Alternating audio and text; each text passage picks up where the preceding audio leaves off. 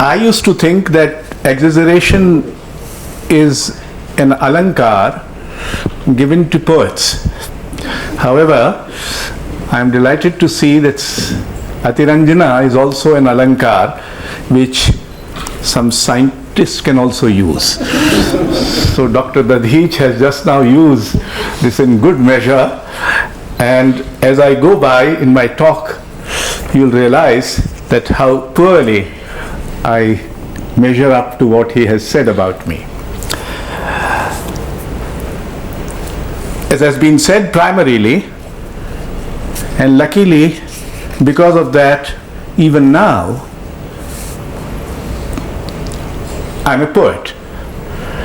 I have been a bureaucrat for my livelihood, and it was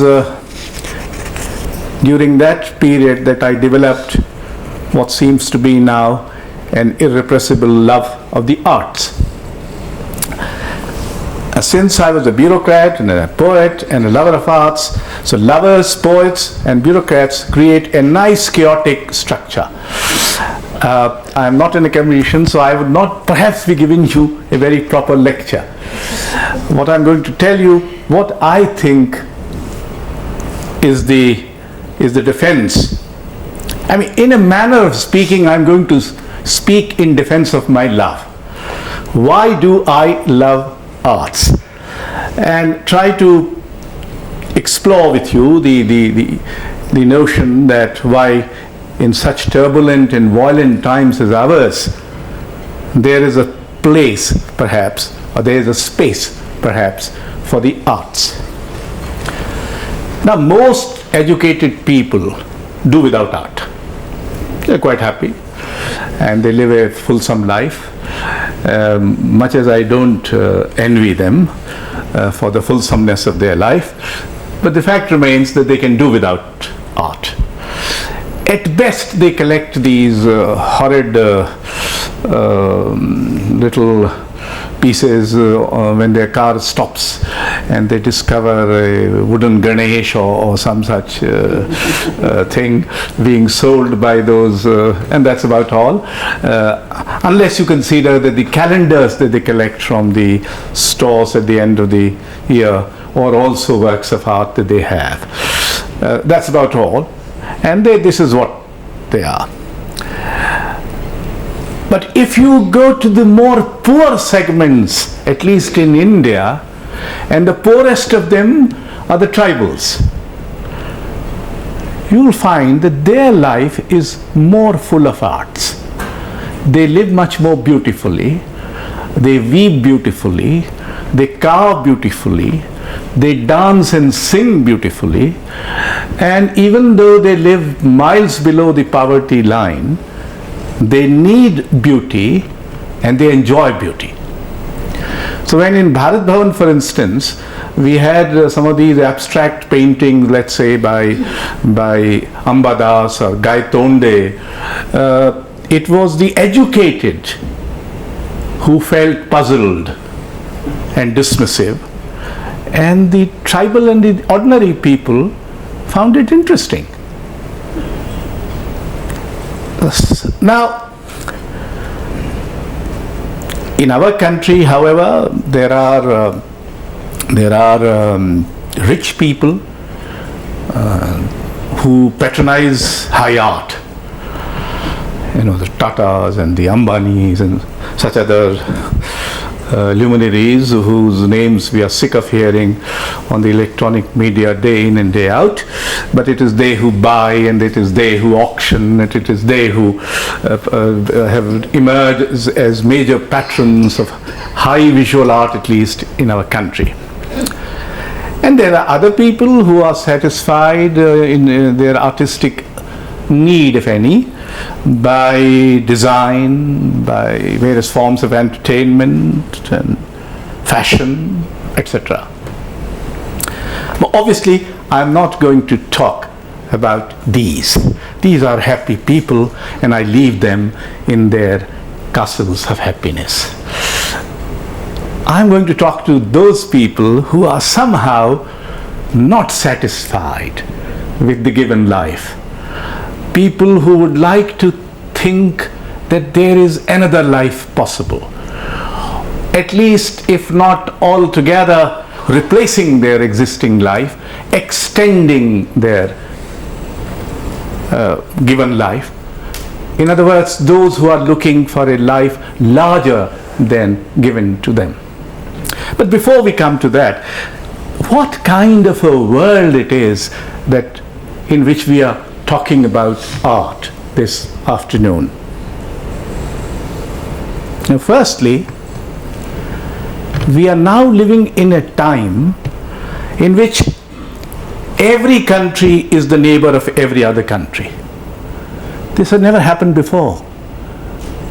You know, my mother, when she used to get exasperated by my impatience to get something or my unusual sense of hurry, he would say, "Tum bade Falkland se aa rahe ho?" Now, I didn't know where Falkland was until I became a bad student of geography and discovered that Falkland was perhaps the farthest islands from India, to which my fifth class educated mother somehow knew. Her sense of distance, that you are coming as if you are coming from Falkland. But come to think of it, we know about now Mr. Arvind, my friend there, showed us a film which happened to have taken place a few days ago, an event in which a Venezuelan musician has created a wonderful social dimension to the classical music in Venezuela, and those slum dogs, as they are called, have risen to the highest sophistication of Western classical music. So we are living in a situation where every country is the neighbor of every other country. There is a lot of travel, a lot of exchange, a lot of there are common markets, and the MNCs who have world agendas. Actually, it is very interesting that politics and ideologies don't have world agendas. But the MNCs have world agendas, the markets have world agendas. Now, this also is an interesting phenomenon, how the world recedes from the world of ideas, if you like, and the world becomes an agenda for the trading people, for the industrial people, for this corporate sector. Now, styles and fashions and things and entertainment and sports travel faster across the world than they did ever before. In fact, even music, entertainment, cinema. I didn't want to use that word, but there is no other better word that I know. We are living in a time of the so-called globalization. And the globalization is not merely of markets and economy, it is also of crime. It is also globalization of fundamentalisms of various kinds. It is a globalization of violence. Actually, we seem to be living in historically the most violent era human history has ever known. United Nations report says that there are more than 100 civil wars taking place in the world today. That is the beginning of the 21st century. Some of them are in India as well.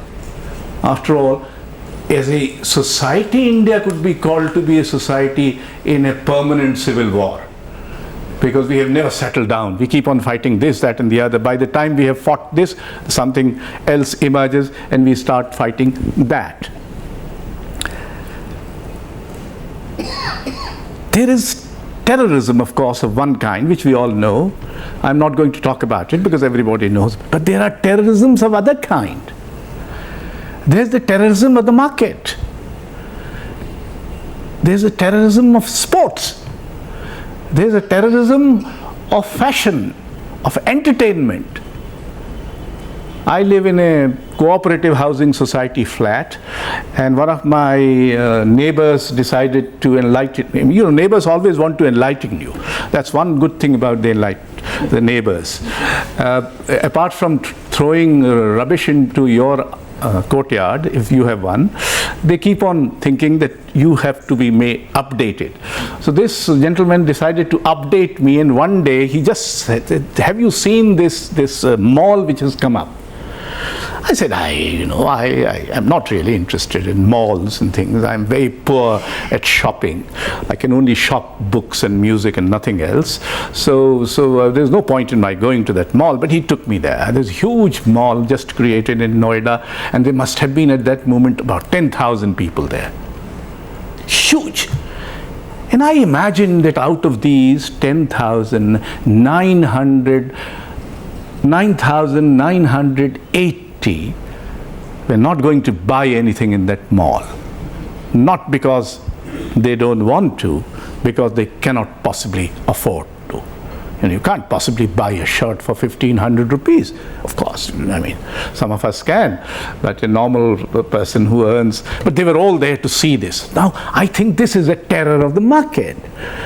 There is a certain humiliation involved in making. In fact, we have come to live in a world which believes somehow that world cannot be changed by ideas. It can be changed by things, by objects. So long we have lived in the paradigm that the world is changed by ideas. But now world is being changed by objects, by things. The world is more armed today than ever before in human history. In fact, there are only three things which seem to travel without borders: crime, fundamentalisms, and armaments. They are not stopped by anybody. Obama has yesterday perhaps said that he's going to lead the disarmament in the nuclear area. Let us see what happens. He might be the last hope anyway, but you never know. Now, what are the implications of all these? I mean, these kinds of violences, this kind of armed universes, crime-ridden, crime-driven violence, etc., etc. One is that we are increasingly made to live in a tyranny of uniformity. You know, our ways of thinking, of talking, of reacting, our body language, etc. It's all increasingly becoming the same. There is a sameness to this world in spite of some color here and there. And whatever little color there is, it's only to provide a variety, a taste of the variety, not a celebration of the plurality that human beings have been used to. There is a tyranny of uniformity in style, in worldviews, in ideology. Actually, ideologies have disappeared. Ideas are being replaced, as I told you a while ago, by things. And values seem to have been relegated to a very minor position. Things have to be managed. So the politics is being managed, and of course management institutes are managing themselves, how I hope very well, and they are managing the markets, and they are managing the economy, and we in the government are managing bureaucracies. So everybody is managing. Nobody seems to be bothered about what kind of values are being either promoted or nurtured or suppressed or promoted by this massive global management. I think two great inventions of the human society were the individual and the society. The human society had these two categories: individuals and society. And now, both of them are threatened. Individuals don't seem to exist anymore. I mean, yes, there are individuals in the sense that they have names. My name is Ashok and somebody's name is Ram Sarup, but Ram Sarup and Ashok are more or less the same thing. They are no longer individuals having a particular viewpoint and a particular. We are not for carbon copies, photocopies of each other. We dress like. There was a time when, I remember I lived in I'm a small town product, as you would have already guessed. I used to live in this place called Gopalganj in Sagar, a central Indian town, and we had 4 or 5 people as our neighbors. And in each house, if I go to Mr. Dave's house, there's a kind of a smell that is only, one can say, Dave house smell. And there was Bakshi Ji, so there was the Bakshi Ji house smell. And there must have been a Vajpeyi house smell. And there must have been we had one Khirvadkar or whatever his name was. So there was that kind of a smell. Now each house, in other words, each home has a distinctiveness. Now almost each flat or each house in colonies smells more or less the same thing. Everybody, I mean, if you go to the North India and if you're going to a marriage, you're bound to get matar paneer and you're bound to get chole and things of that kind. So there's a fixed menu which everybody is following. Everything is decided actually by others. It's very little that we decide ourselves. Again, to go back to my little housing society, we are being led into a situation in which we are afraid of being left lonely. We are unlearning the art or the skill of being lonely. Now, how does this happen? I have again my front door neighbor. He seems to be alone in the sense that he lives all by himself. Now, how do I know that he has come into his house? Not by the turn of the key, which I don't hear, but the moment he enters his house, he puts the television on. And since it is his neighborly duty to also make the front door neighbor feel a little less lonely, he puts it on at a volume which is also makes it audible to me.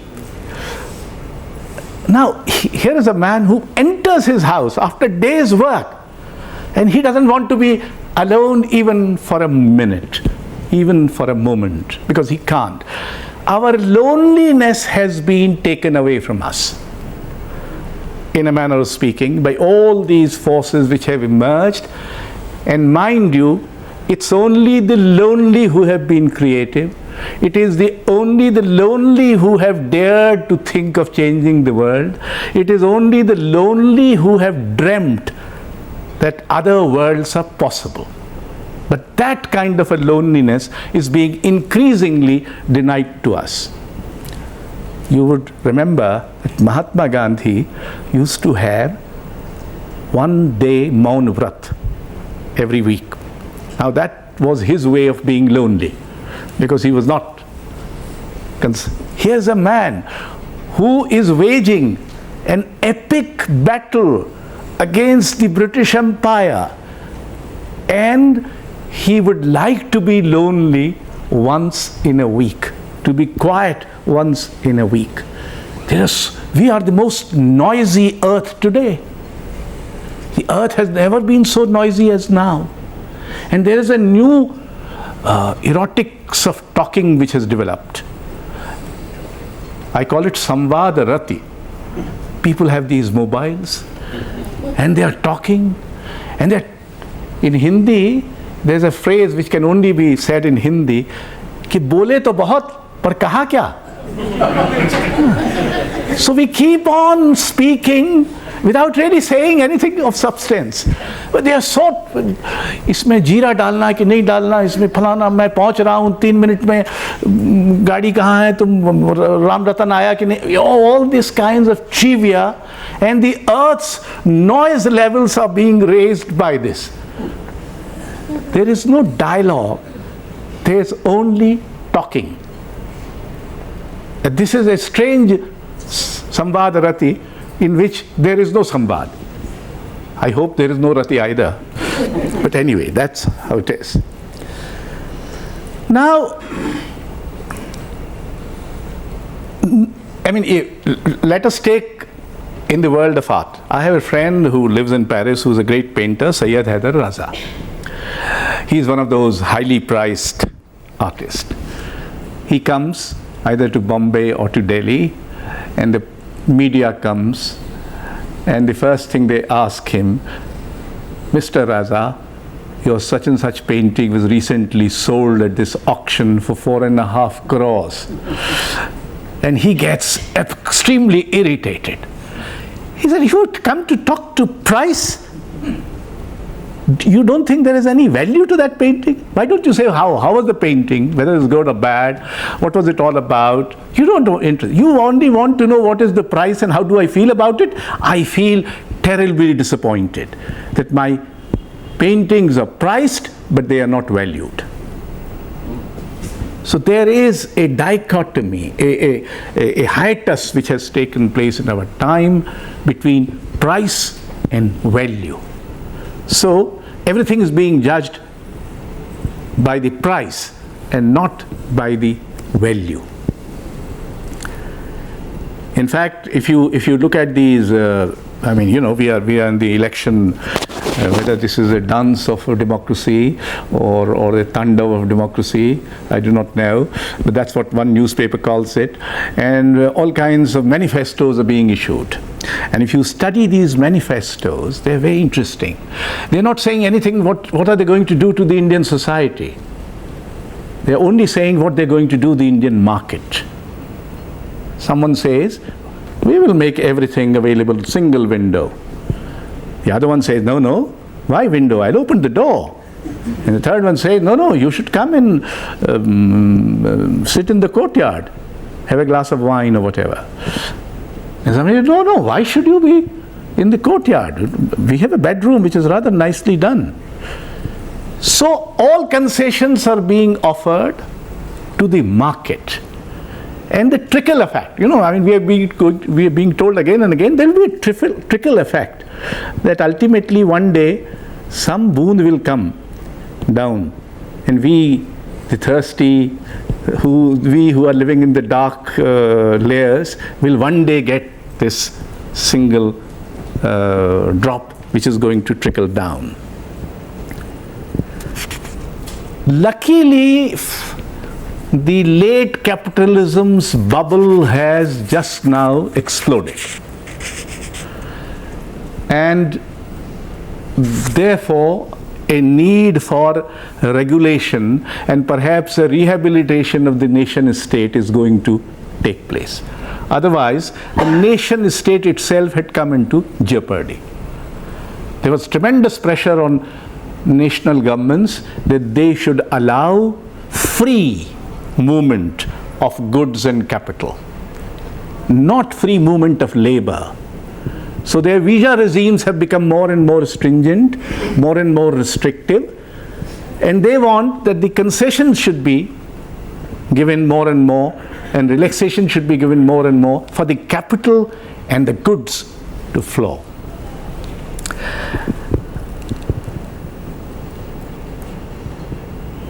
Therefore, this is a new geography of exclusion which is being created. Exclude. हमारे एक मित्र थे, वो एक ज़माने में कहते थे कि गरीबी हटाओ, वो नारा था एक दल का, तो वो कहते थे भाई कहाँ ले जाएं? तो सामने से तो हटाओ. You know, at least you remove it from the main area. Where you take it, hide it somewhere. Now this seems to be happening in this country anyway. We are being, luckily one party lost on that, although the other parties don't seem to have learnt many lessons from that, but otherwise there was a shining India. And the shining India, and there was a much larger, dark India. And finally one hoped, and I still hope, that one day the dark India would devour the shining India. But I don't know whether it will happen in my lifetime or no, but anyway. We have lived in the human history throughout by a plurality of ideas.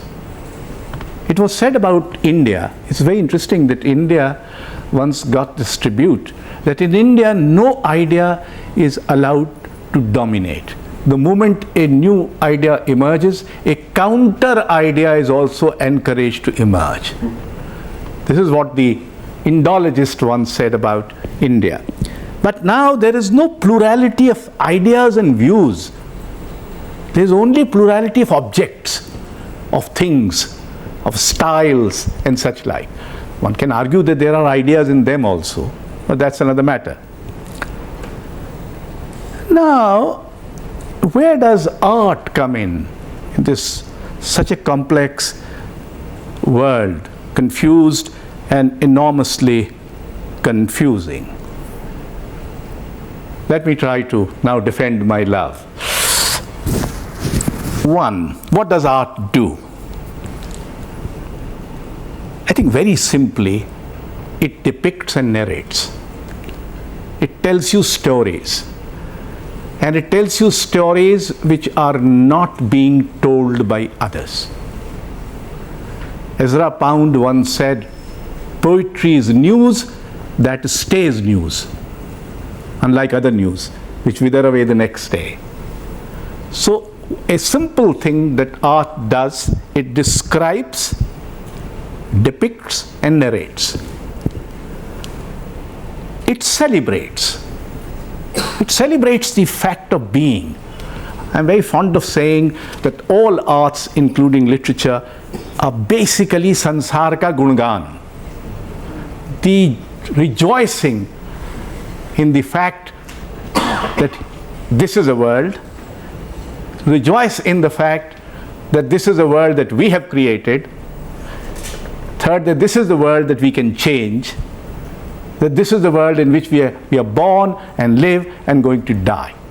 So let us celebrate this world with all its adversities, imperfections, inadequacies, this, that, and the other. But basically, the world must be rejoiced. Gods don't create art, luckily. It is given to humans to create art, because art is created by those who are imperfect. You would remember that Gandhiji once said this about religions. He said, somebody asked him, what about this, so many religions? He said, all religions are true, but they are all imperfect. So he created a kind of a democratic space for all religions to, in a manner of speaking, exist, because all of them were true but imperfect. Art is born out of this basic notion that we are all true, and not only we human beings, the trees and the birds and the sky and the cosmos, everything is true and everything is imperfect. Art is an affirmation, if you like, of this notion, an affirmation in many, many different colors and hues and languages. Then art explores. It tells you something which you have not thought of. Go to any work of art, go to any sort of, once Madhu Limaye wrote a letter to Kumar Gandharv, who was in jail, I mean not Kumar Gandharv, Madhu Limaye, during emergency. And in that letter, Madhu Limaye seemed to have said that your music makes me feel as if I am about to touch the mystery of the universe. Now, this notion that there is a mystery and that one can touch it once in a while is the notion which makes a very humanizing function.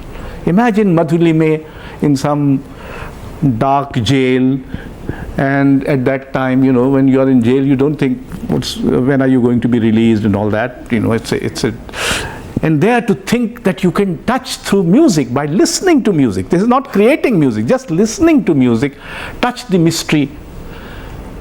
We seem to live in an age where two human faculties, mystery and wonder, seem to have been suppressed, if not killed altogether.